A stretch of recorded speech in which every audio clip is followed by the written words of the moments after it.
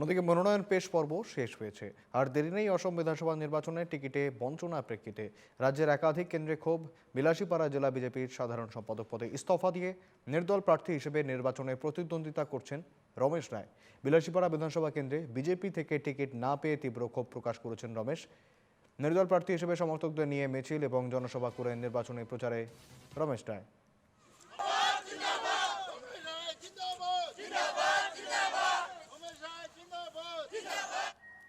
আসন্ন বিধানসভা নির্বাচন আর বিধানসভা নির্বাচন নিয়ে আহ, কালকেই মনোনয়নপত্র দাখিল করেছে ভিন্ন রাজনৈতিক দল এবং নির্দলীয় প্রার্থীগুলো।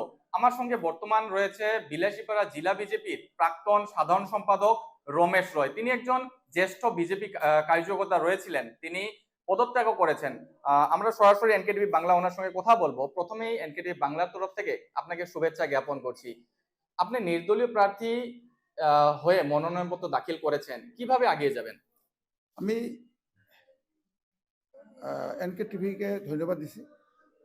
আমার কথা হলো 2026-এর যে আগন্তুক নির্বাচন আছে, সেই নির্বাচনের প্রতিদ্বন্দ্বিতার জন্য আমি নির্দলীয় প্রার্থী হিসেবে আপনার মনোনয়নপত্র দাখিল করছি। আরও আমার সঙ্গে যতগুলি আমাদের বিজেপির কার্যকর্তা আছে সবার সঙ্গে আলোচনা বিবেচনা করে আমি এই সিদ্ধান্ত নিয়ে নিছি।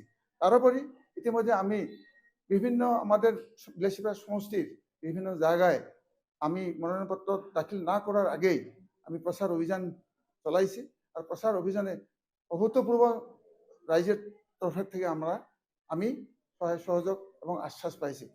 এবং আমি এই কথাটা বলতে চাই যে যেহেতুকে আমার যেগুলা দলীয় কার্যকর্তা আছে ওরা নিরাশ হয়ে গেছে। আজি 10টা বছরে বিজেপি দলটার যেটা সাংগঠনিক দিশ, এই দিশটাকে মজবুত করার জন্য এরা অহরহ দিনে রাত্রে নিজের ঘরের বা বাড়ির অন্যান্য কাম কাজ বাদ দিয়ে দলের জন্য অভূতপূর্ব কষ্ট ওরা করছিল। কিন্তু ওরা যাতে পরবর্তী সময় দলটাকে সুন্দরভাবে বজায় রাখার জন্য যাতে মর্মাহত না হয় বা অন্যান্য অসুবিধাগুলো উপভোগ না করে, তার জন্য রাইজের তথা আমাদের দলের যেগুলো কার্যকর্তা আছে ওদের সঙ্গে বুঝাবুঝি করিয়ে আমি এটা চিন্তা চর্চা করি যাতে পরবর্তী সময় ওদের মনোবল আমি অটুট রাখতে পারি। আর সাংগঠনিক বিষয় আমার বিলাসীপাড়া সমষ্টিতে যেটা ভেটি আছে বিজেপি, এই ভেটিটা মজবুত